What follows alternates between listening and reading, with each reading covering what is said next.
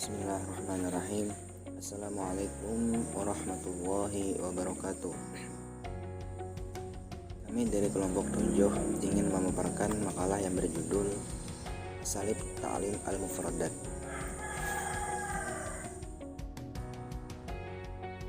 Pengertian Ta'limul Mufradat.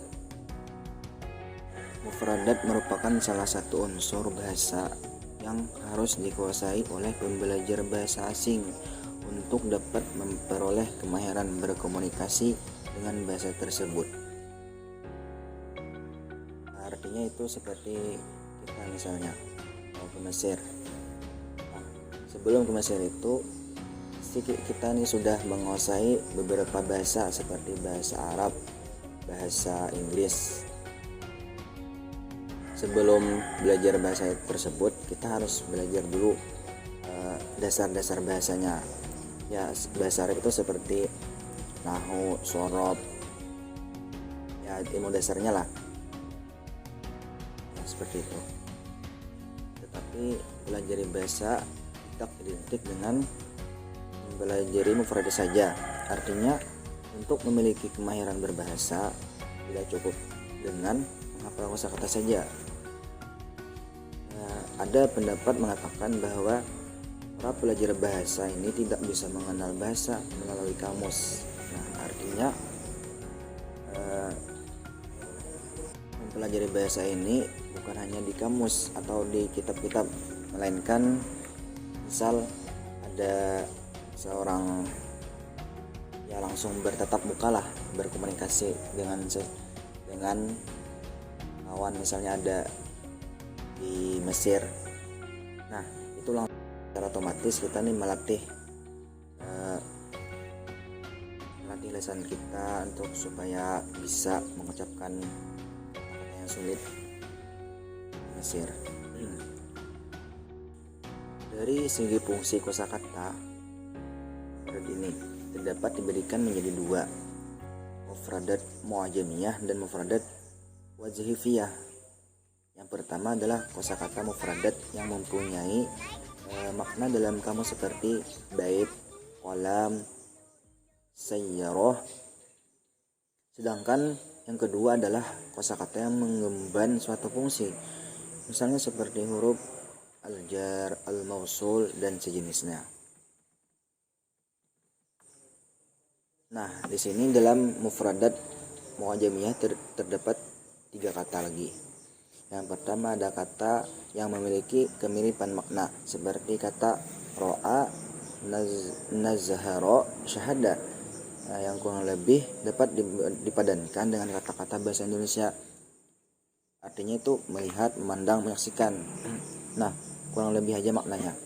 Adapun yang kedua, kata yang memiliki makna denotatif yang sama tetapi mengandung makna konotatif yang berbeda atau berbeda dengan dalam konteks pemakaiannya. Artinya pas dipakai itu beda. Seperti kata mata dan tofia. Artinya kan atau dalam bahasa Indonesia itu seperti mati, meninggal, tewas, wafat, mampus. Nah, banyak artinya. Adapun yang terakhir yaitu kata yang memiliki beberapa makna yang berbeda seperti kata fasal yang bisa bermakna kelas dan musim. Itulah pengertian ta'limul al-mufradat. Hal-hal penting dalam ta'limul mufradat.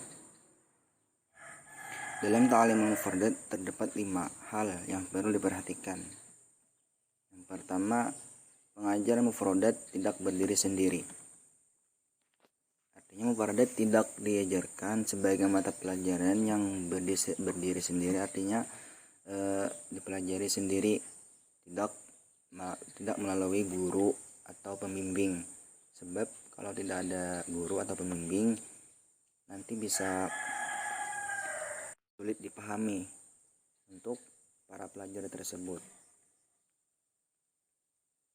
Kecuali dia disuruh mutalaah di rumah misalnya. Adapun yang kedua yaitu pembahasan makna. satu kata dapat mempunyai beberapa makna. Nah, hal ini merupakan kesulitan sendiri bagi para pembelajar bahasa asing dalam hubungan untuk para pemula. Biasanya ini paling sulit bagi mahasiswa atau siswa tersendiri. Sebaiknya guru hanya mengajarkan makna yang sesuai dengan konteks saja agar tidak memecah perhatian dan ingatan siswa atau pembelajar. Adapun yang ketiga itu kosakata dalam konteks. Banyak kosakata yang tidak bisa dipahami secara tepat tanpa mengetahui pemakaiannya dalam kalimat tersebut. Kosakata semacam ini haruslah diajarkan dalam konteks agar tidak mengacaukan pemahaman para siswa. Adapun yang keempat, terjemah dalam pengajaran kosakata.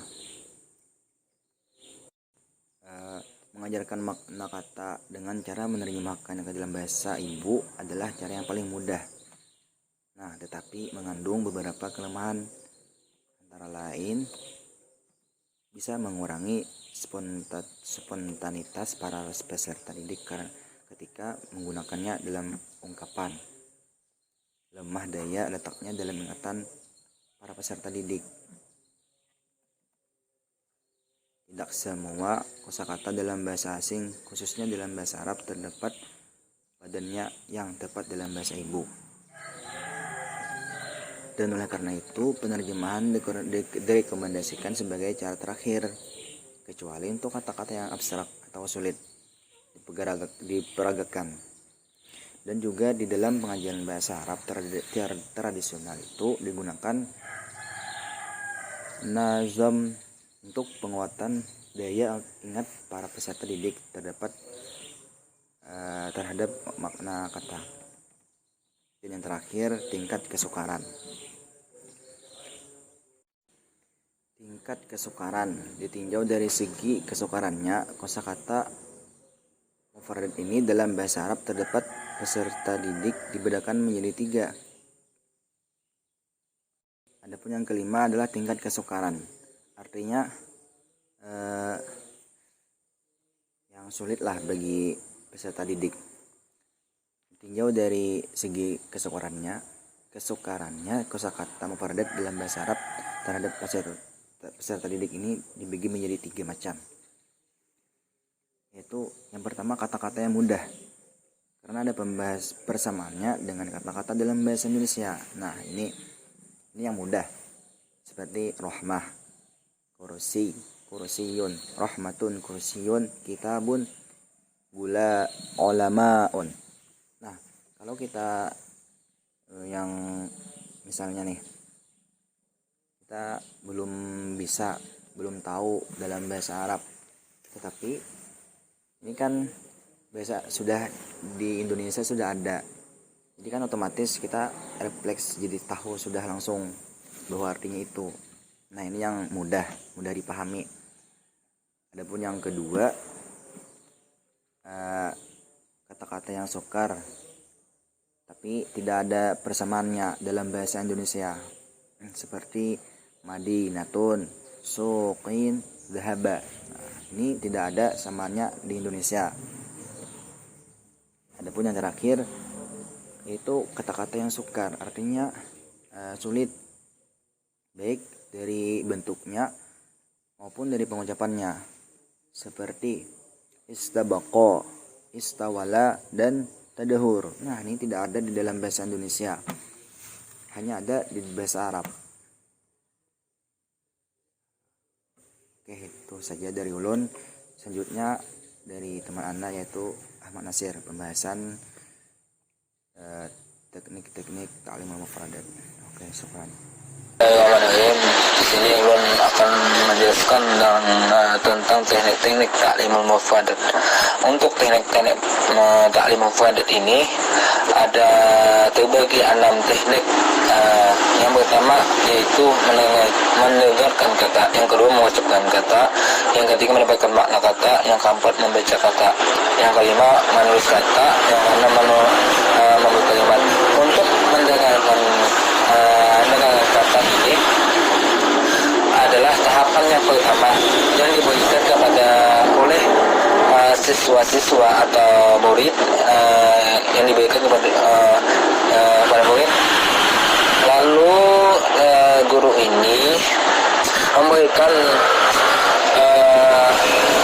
sebuah media yang seperti audio atau musik.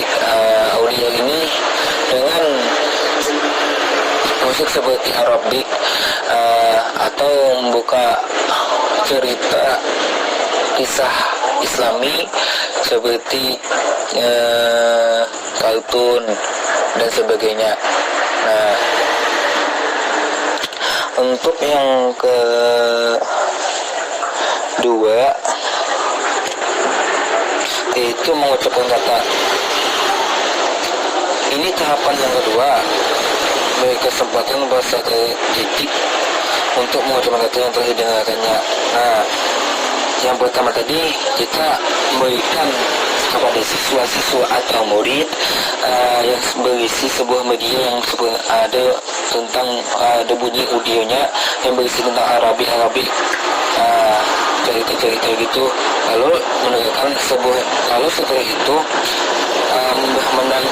setelah mendengar itu, siswa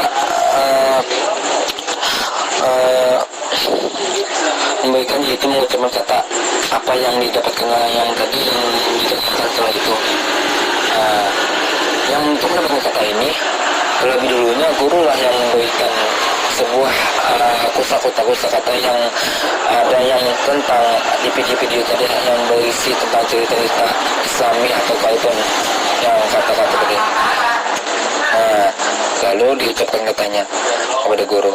Yang ketiga yaitu mendapatkan makna kata. Untuk mendapatkan makna kata ini ada berbagai teknik yang bisa digunakan oleh guru untuk menghindari kejaman yang akan ada di sebuah kata antara lain pemberian kontek. Misalnya kita gunakan hakibatun, kusiyun indi hakibatun, misalnya dapat diberikan kontek seperti itu. Nah, diberikan kata. Untuk definisi ini menangkap arti kata ini dapat efektif kalau ungkapan yang digunakan untuk mendefinisikan itu telah dikenal dan dipahami oleh peserta didik. Misalnya untuk menangkap arti kursi hakibatun, nah berarti itulah asumsi atau sinonim. Nah, makna memiliki sinonim ini sudah dikenal oleh siswa. Ini bisa untuk menjelaskan makna kata tersebut. Misalnya untuk menerangkan arti kata dapat diartikan sinonimnya, yaitu dikenal oleh siswa yang terpopuler. Misalnya ustaz, mu'alim, al-mudaris, itulah. Guru kan artinya tilmijun, talibun dari sana. Adapun yang keempat itu antonim. Untuk antonim ini misalnya jauh, apa antonimnya dekat, jelek, apa anunya bungas. Nah, seperti itulah. Yang kelima itu benda asli atau tuannya, benda-benda yang ada di dalam kelas, di kebun atau lingkungan sekolah di umumnya, termasuk di anggota bidik kita ini. Nah, itu benda-benda asli. Gambar merupakan alat bantu pengajian yang dapat menjelaskan makna suatu kata sebagai gambar. Di benda gambar itu dapat membentuk diagram misalnya untuk menerangkan kata-kata sebagainya, gambar kita sebagainya.